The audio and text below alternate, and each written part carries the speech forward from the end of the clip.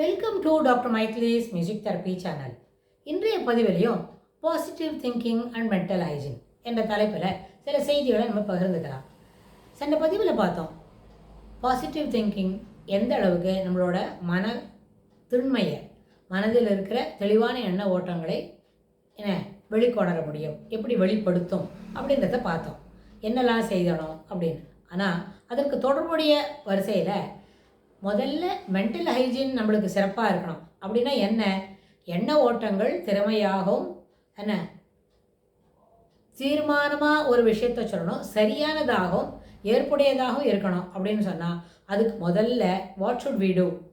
You should reframe our negative thoughts. இப்போ நம்மளுக்கு இதெல்லாம் இருக்குது, இப்படி எண்ண ஓட்டங்களே தவறு, இப்படி இருக்கக்கூடாது, இப்படிலாம் இருந்தால் நம்ம எப்படி ஒழுங்காக படிக்க முடியும்? We should come out of this. இதை படிக்க மாட்டேன், அது படிக்க மாட்டேன்னு எந்த நெகட்டிவ் வார்த்தையும் சொல்லக்கூடாது. முதல்ல இந்த எண்ணத்தெல்லாம் விட்டுவிட்டு நாளையிலேருந்து நம்ம ஒழுங்காக என்ன பண்ணணும்? ஸ்கூல்லேருந்து வந்த உடனே ஹோம்ஒர்க் முடிச்சிடணும், ஹோம்ஒர்க் படிச்சிடணும், எழுதி முடிச்சிடணும் அப்படின்னு நம்மளே ஒரு முடிவு எடுக்கிறோம்னு சொன்னால் அது எப்போ வரும்? இந்த அடோலசன்ஸ் பீரியட் முடியறதுக்கு ஒரு 15 வயசில் அது வரத்துக்கு வாய்ப்பு உண்டு. ஆனால் அடோலசன்ஸ் பீரியடில் நல்ல நட்பு வட்டாரங்கள் இல்லைன்னு வச்சுக்கோங்க, இதுபோல் நம்மளுக்கு எண்ண ஓட்டங்கள் வருவதற்கு வாய்ப்பே இல்லை. ஆமாம், படிச்சுட்டா போகிறது, ரொம்ப அவசரமா, இப்போ நீ படிக்கட்டால் ரொம்ப கெட்டு போயிடுச்சா அப்படின்னு சொல்லி ஒரு உதாசீனமான ஒரு வார்த்தைகள், ஒரு அறிவுபூர்வமாக உணர்ந்துக்காத ஒரு பேச்சு, அது எப்படி எடுத்துக்க முடியும்? அந்த மாதிரி இடத்துல ஒரு முடிவு எடுக்கிறவங்களாக இருந்தால் அவங்க எடுக்கிற முடிவு எப்படி சிறப்பாகவும் ஏற்புடையதாக இருக்க முடியும்? ரெண்டுமே சாத்தியமில்லை. அதனால் நமக்கு நாமே ஒரு முடிவு எடுக்கிறோம். That is reframing our self. எப்படி இதெல்லாம் சரியில்லை, இப்படி இருக்கணும், நாளையிலேருந்து இந்த மாதிரி ஹோம்ஒர்க் பண்ணணும், இப்படி ஒரு யூனிஃபார்ம் போட்டு ட்ரெஸ்ஸை பக்காவாக டக் பண்ணிட்டு போனோம் அப்படின்லாம் நம்ம சொல்கிறோன்னு வைங்க.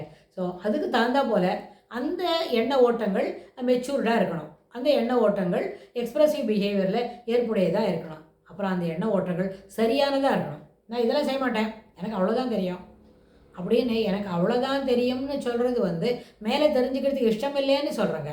அப்படி சொல்ல முடியாது இல்லையா? You are only in study age, அதாவது படிக்கிற வயசில் தான் இருக்கிறோம். அப்புறம் அடோலசன்ஸ் பீரியடில் தான் இருக்கோம். இவ்வளோ தான் எனக்கு செய்ய முடியும்னு சொன்னால் அடுத்தது there are yet to learn so many things அப்படி. ஸோ அந்த அடிப்படையில் நீங்கள் என்ன செய்யணும்? இத்தனை வயதுக்குள்ளே இவ்வளோ விஷயங்களை தெரிஞ்சுக்கணும் அப்படின்னா அதுக்கு எப்போவுமே ரெடி டு லேர்ன் அப்படின்ற அந்த ஒரு டோஸாக, இப்போ ஓடுறதுக்கு எப்படி ரெடியாக காத்துட்ருப்போம், அதுபோல் இப்போ படிக்கிறதுக்கு ரெடியாக காத்துட்ருக்கணும். அப்போ படிக்கிற நேரத்தில் சரியான எண்ண ஓட்டங்கள் இருக்குது அப்படின்னா அந்த வயதில் அது ஒரு சரியான மென்டல் ஹைஜீன். அப்படின்னா அதாவது சுத்தமாக பரிமளிக்கிற ஏற்புடைய சரியான எண்ண ஓட்டங்களை கொண்டு இருக்கிற வயது. அதே மாதிரி அடல்ட்ஹுட் வருது, 25-26 வயசு இருக்குது, அதாவது மிடில் அடல்ட்ஹுட் அப்படின்னா ஒரு உமனாக இருந்தால் அது ஒரு சரியான period to become a mother. அப்படின்னா அந்த நேரத்துலையோ அவங்களோட மென்டல் ஹைஜீன் ஏன்னு கேட்டால் பாசிட்டிவ் திங்கிங் இருந்ததுன்னு வைங்க, அந்த தாட் ப்ராசஸ் ரொம்ப கிளியராக ஏற்புடையதாக சரியானதாக இருந்ததுன்னு சொன்னால் அப்போவே அவங்க சரியான முடிவுகள் சிலதெல்லாம் எடுப்பாங்க. They will not postpone many things. So அதனால் அப்போவும் அந்த மென்டல் ஹைஜீன் ஒரு கேர்ளாக இருந்தால், ஒரு உமனாக இருந்தால் 25 வயசில் எடுக்க வேண்டிய சரியான முடிவை பற்றி அவங்களுக்கு தெரிய வரும். அதே மாதிரி 35 வயசில் என்ன முடிவு எடுக்கணும் அப்படின்றதையும் அவங்க சரியான அளவில் எல்லாமே சரி ஏற்புடையது அதுக்கு நம்ம முக்கியத்துவம் கொடுக்குறோம். எடுக்கிற முடிவெல்லாம் சரியாக இருக்க முடியாது, சில நேரத்தில் தவறானதாக கூட இருக்கும். இப்போ ஒரு அடோலசன்ஸ் பையன் காமர்ஸ் படிக்க வேணான்னு சொன்னால் அது சரியான முடிவா? இல்லை, இட் இஸ் நாட் ஸோ. அதுபோல் சிலவங்க செய்வாங்க, சைக்காலஜிலாம் ஒன்றும் படிக்க வேண்டாம், சைக்காலஜிலாம் தெரிஞ்சுக்க வேண்டாம், நீ இருக்கிற மாதிரி இரு அப்படின்னா நம்ம இருக்கிற மாதிரி இருந்தால் அது சரியானதாக இல்லைன்னா we cannot learn anything. So இந்த அடிப்படையில் reframing our self from negative தாட்ஸ்லையோ forming our negative thoughts and changing into the positive one. அப்புறம் செல்ஃப் கான்ஃபிடென்ஸை வளர்த்துக்கணும். இது எல்லாத்துக்கு மேலே செல்ஃப் அவேர்னஸ் அப்படின்றதையும் ஒன்று தயார் பண்ணணும். ஏன்னு சொன்னால் நம்ம யார், எங்கே இருக்கிறோம், என்ன சமாச்சாரம், what are all the things will have to execute, what are all the duties we should discharge அப்படின்றதெல்லாம் யோசித்தா வேர் வி ஆர்னு தெரிஞ்சிடும். அப்புறம் வாட் வி ஆர்னு தெரியும். நம்ம அப்பா பேரை பற்றி சொன்னாலே நம்ம யாருன்னு நம்மளுக்கு தெரிஞ்சிடும். ஸோ அதுக்கு தகுந்த மாதிரி தான் நம்மளோட எண்ண ஓட்டங்கள், நடை உடை பாவனைகள், நடை பயணங்கள், செய்முறைகள், நம்மளோட வாழ்க்கைக்கு உண்டான ஒரு லிமிட்டேஷன்ஸ் அதெல்லாம் அதில் தான் வந்துடும்.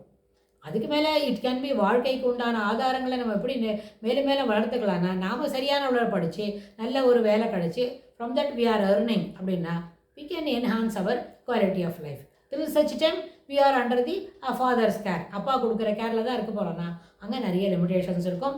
அந்த லிமிடேஷன்ஸ் தகுந்த மாதிரி தான் நம்ம இருக்க முடியும். இதெல்லாம் ஒரு சாதாரணப்பட்டவங்களுக்கு சொல்கிறோம். ஒரு 2% ஆஃப் த பாப்புலேஷன் இருக்கே, ஹைலி ரிச் ஃபில்த்தி, அவங்கள பற்றி நம்ம இங்கே பேசவே இல்லை. நம்மளை போல் இருக்கிற மிடில் கிளாஸ்க்கு எவ்வளோலாம் சொல்லணும். சரியாக இருக்கிறது எப்படி, அதை பற்றி தான் சொல்லிட்டு இருக்கிறோம். எப்படி இருக்கிறோமோ அது சரியில்லை, எப்போவுமே அது இல்லை, எந்த கலாச்சாரத்துலையும் இல்லை. சரியாக இருக்கிறது எப்படி அப்படின்னா, இந்த சரியாக இருக்கிறத தெரிஞ்சுனா தான் நம்ம இருக்கிறது வந்து டிக்கு கிடைக்குமா என்ன ராங் கிடைக்குமா தெரியும். ரைட்டு கிடைக்கணும்னு சொன்னால் நீங்கள் நிச்சயமாக என்ன செய்யணும், சரியாக இருக்கணும். எல்லா வேலைகளும் சரியான பெர்ஸ்பெக்டிவில் பார்க்கணும். எல்லா வேலைகளும் சரியான பெர்ஸ்பெக்டிவில் எக்ஸிக்யூட் பண்ணணும். அது வந்து அப்போ தான் எண்டு ரிசல்ட் வந்து பக்காவாக இருக்கும். ஸோ இந்த அடிப்படையில் பாசிட்டிவ் திங்கிங் வளர்த்துக்கிறதோட என்ன பண்ணோம், you reframe your self from the negative thought process, develop the self awareness என்ற விஷயங்களை இதில் சுருக்கமாக சொல்லி இதுக்கு தொடர்புடைய செய்திகளை இன்னும் விளக்கமாக வரப்போகிற பகுதிகளில் பார்க்கலாம். தேங்க்ஸ் ஃபார் வாட்சிங்.